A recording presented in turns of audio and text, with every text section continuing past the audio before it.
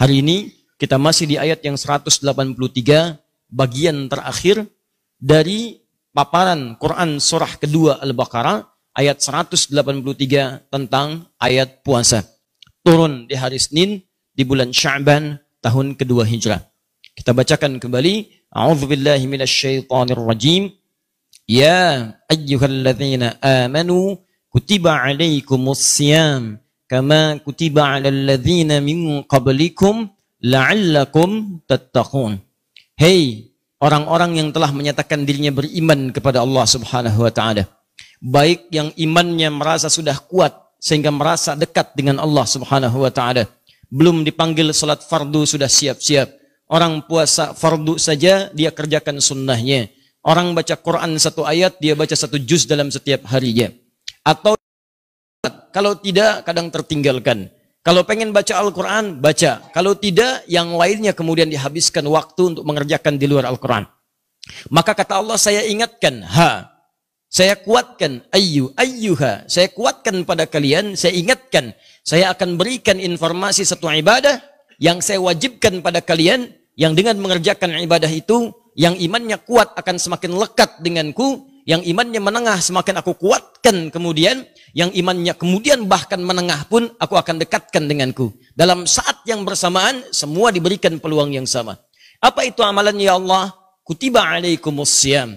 Mulai detik ini, aku akan wajibkan pada kalian untuk menunaikan ibadah puasa. As-siyam. Puasa ini bukan puasa biasa. Bukan sekedar menahan dengan bahasa saum ketika diungkapkan. Bukan menahan biasa, tapi puasa yang ada aturannya, puasa yang ada ketentuannya, puasa yang ada keistimewaannya. Ya Allah, apakah kami saja yang puasa? Tidak. Kalian harus buktikan lebih baik daripada orang-orang yang pernah puasa sebelum kalian. Kama kutiba 'alal ladzina min qablikum. Sebelum kalian pun ada yang puasa. Jadi kalian akan merasa ringan karena ada persaingan dalam ibadah. Buktikan kalian lebih baik dibanding umat-umat sebelumnya. La'allakum tattaqun, aku siapkan ibadah puasa ini supaya kalian bisa meningkatkan takwa kepadaku. La'allakum, tapi ingat tidak semua yang puasa itu akan mendapatkan nilai takwa di sisiku kecuali orang yang sungguh-sungguh dan serius dalam menunaikannya. Tattaqun, ya Allah, seperti apa gambaran orang yang sungguh-sungguh, yang serius berhasil meraih derajat takwa itu? Itulah yang coba kita jawab dengan menjelaskan bagian terakhir di ayat ini dengan kalimat tattaqun. Tujuan puasa adalah agar Allah memberikan kesempatan kepada setiap hamba untuk meningkatkan takwanya di hadapan Allah. Namun tidak setiap orang yang puasa bisa meningkat takwanya, kecuali orang yang sungguh-sungguh atau serius menjalani setiap tahapan dari ibadah puasanya. Yang kemarin telah kita tuliskan sebagiannya. Ya, apa diantaranya? Ada salat. Dzalikal kitabu la raiba fihi hudal lil muttaqin. Siapa orang takwa? Alladzina yu'minuna bil ghaibi wa yuqimunas shalah. Ma razaqnahum yunfiqun, infaq. Walladzina yu'minuna bima unzila ilaika. Unzila ilaika itu Al-Qur'an. Maka orang takwa akan senantiasa berinteraksi dengan Al-Qur'an. Nah, ini dia poinnya. Terus sampai wabil akhirati hum yuqinun. Keluarkan lagi rinciannya. Nanti banyak ayat-ayat Quran menjelaskan tentang amalan-amalan takwa dan detailnya akan disampaikan dan diamalkan oleh Nabi sallallahu alaihi wasallam. Itu yang coba kita siapkan sebelum Ramadan. Nanti ini di pertemuan berikutnya kita detailkan. Karena kalau salat apa saja yang dikerjakan Nabi. Kalau ada infak, seperti apa jenis infaknya? Kemarin baru kita sampaikan 5 kan? Baik, yang ini Al-Quran ada berapa jenis berinteraksi dengan Al-Quran? Karena Anda akan temukan saat Ramadan minimalnya ada 3 kategori orang berinteraksi dengan Al-Quran. Ada yang cuma baca, kan? Berkelompok, bapak-bapak habis subuh bikin kelompok baca Quran, ibu-ibu ba'da tarawih ngumpul-ngumpul, kan? Baik, pengen menyelesaikan hataman Quran, kan? Hataman Quran. Ya, ada yang sekali hatam, 2 kali hatam, 3 kali hatam. Ada yang mencoba menggali tafsirnya. Ya, selama ini baca Quran cuma nggak paham isinya. Saya mau pengen selama Ramadan paham aja dulu juz amma baca terjemahannya. Nah, mana yang paling utama antara baca dengan tilawah, dengan memahami isinya? Ada lagi yang pasang target untuk menghafal Quran selama Ramadan. Saya pengen ngapalin, minimal saya hafal 1 juz, ada yang 2 juz, ada yang 30 juz selama Ramadan. Mana di antara ini yang paling utama? Karena Nabi pun saat Ramadan itu membaca Al-Quran. Nabi saat Ramadan memahami isi Al-Quran. Dan Nabi saat Ramadan bermurojaah Al-Quran. Dan bahkan setahun sebelum wafatnya, atau di hari akhir wafatnya, di tahun itu Nabi bermurojaah sampai dengan 2 kali khatam Al-Quran. Nabi aja Ramadan khatam Quran minimal sekali. Masa ente yang bukan Nabi nggak khatam Quran? Nabi yang sudah terjamin Firdausnya khatam Quran. Kita yang belum jelas, baru cita-cita surga Firdaus. Nama Firdaus, ya. Kelakuan beda misalnya. Saya nggak sanggup mengatakan yang lain itu. Ya, konon kan antara pejabat dengan penjahat tipis gitu bedanya kan. Ya. Dah, sini. Nah, teman-teman kembali lagi ke sini. Jadi, sekarang kita turunkan nih. Kita mau masuk ke sini. Ya, kita belum bedah nih, ingat. Kita belum bedah ini, apa saja detailnya. Karena nanti baru selesai ini, kita selesaikan ayat tuntas, baru kita masuk kurikulum. Nah, sekarang persoalannya, Ustadz, kita sudah tahu nih sholat. Jadi begitu masuk Ramadan, sholat tingkatkan. Jenisnya tambah, bukan cuma yang fardu, sunnah kerjakan.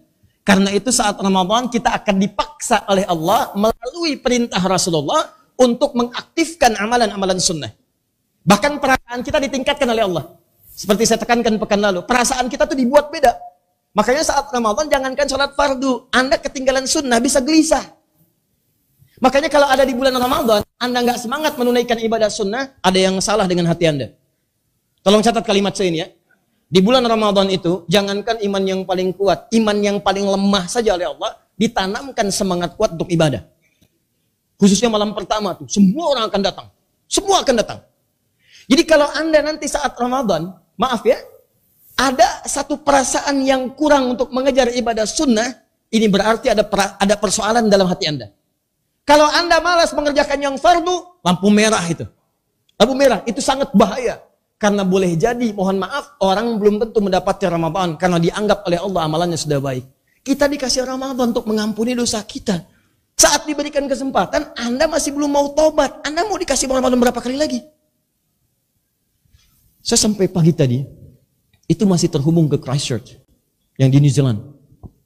Saya melakukan komunikasi dengan, alhamdulillah, saudara kita yang kemarin terkena korban tembakan itu, dan dioperasi, telah tuntas, alhamdulillah berhasil, dan tadi sudah bisa ngobrol. Kita ngobrol pagi tadi. Ya, pagi tadi kita ngobrol, dan hari sebelumnya, saya ngobrol dengan salah seorang ibu yang suaminya juga menjadi insya Allah syahid ya, di hadapan Allah Subhanahu wa Ta'ala. Ya, tadi saya katakan begini, kurang lebih lah. Saya bilang, Masya Allah, kalau ajal itu kita nggak bisa pilih. Semuanya pasti akan kembali kepada Allah. Kematian sesuatu yang niscaya. Kita nggak bisa tolak.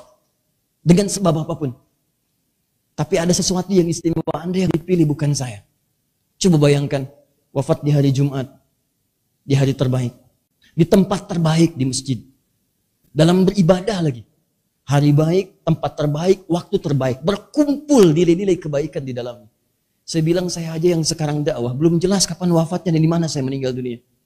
Maka saya ucapkan, sudah hilangkan kesedihan, tawakal kepada Allah, bangun nilai-nilai kebaikan, dan saya katakan, insya Allah justru teman-teman mungkin dipilih oleh Allah untuk memberikan hikmah kepada dunia. Dengan peristiwa ini, akan ada orang-orang lebih dekat kepada Islam. Orang akan belajar banyak datang, akan bertanya, akan berislam dan sebagainya. Ayo bismillah, tunjukkan nilai-nilai keindahan Islam. Jadi teman-teman sekalian, silahkan lihat baik-baik ya. Ada, kalau Anda masih ingat di tayangan-tayangan sebelumnya, saya pernah katakan kalimat ini. Biasanya kalau udah masuk bulan Rajab, bulan Sya'ban, selalu ada hikmah ditampilkan kepada kita. Ada orang-orang baik wafat gitu. Sesuai ajalnya. Seakan-akan ngasih tanda, ini orang mungkin udah gak butuh Ramadan nih. Yang 50 orang meninggal itu, ya di Christchurch, di New Zealand, atau di tempat-tempat lain, mungkin boleh jadi kembali kepada Allah sesuai ajalnya, karena dipandang bakalnya cukup. Ya sudah, kamu udah cukup dah bekalnya. Dosa udah diampuni, amalan udah banyak, pulang ayo sesuai dengan ajalnya. Ya kayak Adi Hidayat, kayak kita ini mungkin masih butuh kesempatan untuk tobat gitu. Dosa kamu banyak nih. Kamu bukan mulia, cuman aib kamu aja saya tutup. Sehingga orang gak banyak tahu. Maka coba tangisi aib-aib itu, minta ampunan sama Allah. Dikasih Ramadan, masih gak mau tobat. Ya dengan cara apa lagi Allah masukkan Anda ke surga? Katanya pengen ke surga, dikasih wasilah, gak diambil. Lalu kalau Anda ke neraka, yang salah siapa? Ini kadang penting banyak kita renungkan bahwa suatu saat kita akan wafat. Kita akan wafat. Kita banyak mengagungkan orang lain yang meninggal, kita lupa bahwa kita pun akan wafat. Kita banyak semangat mengerjakan sholat jenazah, kita lupa kita pun akan menjadi jenazah. Betapa banyak sekarang orang menyolatkan orang wafat hampir tiap hari, sholatin. Tapi tidak ada perasaan dalam dirinya bahwa besok saya akan ada di situ. Karena itu teman-teman, tolong kembalikan bahwa ini kesempatan yang terbaik untuk kita mendekat kepada Allah Subhanahu wa taala. Di poin pertama. Jadi tingkatkan ini ya. Mulai bangun sekarang persiapan. Sebab kalau nggak disiapkan sekarang, nanti saat masuk Ramadan hambar. Sama kayak orang mau umrah dan haji, butuh persiapan. Kata Allah sebelum berangkat ke Mekah sana, kamu latihan dulu. Bukan saat di sana baru sadar. Ya, tidak sedikit orang berangkat ke sana tuh di sananya baru sadar. Lupa Quran surah kedua ayat 197. Ya kata Allah al-hajju ashhurum ma'lumat. Faman farada fihinna al-hajja fala rafatha wala fusuqa wala jidala fil hajj wa ma taf'alu min khairin ya'lamhu Allah wa tazawwadu fa inna khairaz zadi taqwa. Haji itu telah ditetapkan kapan berangkatnya, kapan persiapannya, kapan kamu kemudian menyiapkan untuk berangkat. Tapi kalau kamu sudah punya persiapan, siap bekalnya, siap mentalnya, maka sebelum berangkat, kata Allah, berbekal dulu. Bekal pertama, ingat-ingat ya, kata Allah, tidak mudah saat kamu akan ada di sana. Fala rafatha, nanti kalau udah nyampe sana, jangan berkata-kata kotor. Cara memahami ayat ini, akan ada di sana nanti kejadian-kejadian yang membuat kamu itu terdorong berkata kotor. Orang kumpul banyak, tiba-tiba lagi tawaf, ya padatnya luar biasa. Samping kanan hitam, samping kiri orang besar, kejepit tiba-tiba. Ya, begitu kejepit sama yang hitam, gak keluar kata-kata yang tidak menyenangkan. Non sia hidung. Misalnya, yang paling aneh yang dicela pun gak tahu kalimatnya apa. Yang satu pakai bahasa Sunda, satu pakai bahasa Afrika. Kan dua-duanya gak ada manfaatnya. Rafas. Wala fusuqa, jangan berbuat yang menyimpang. Orang tawaf, dia bawa gunting. Subhanallah, depan kemudian kiswah, gunting. Nah, itu kan fusuk. Wala jidal, jangan banyak bertengkar saat haji. Ayo coba lihat, berapa banyak keluarga yang nyampe sana cuma bertengkar kerjaannya. Berapa banyak suami istri nyampe sana cuma ribut nyampe ke Mekah. Kalau di Mekah aja ribut, di mana lagi Anda mendapatkan ketentraman di muka bumi ini? Coba lihat. Wa tazawwadu, silahkan cari bekal kata Allah. Wa ma taf'alu min khairi ya'lamuhu Allah. Kerjakan yang baik-baik.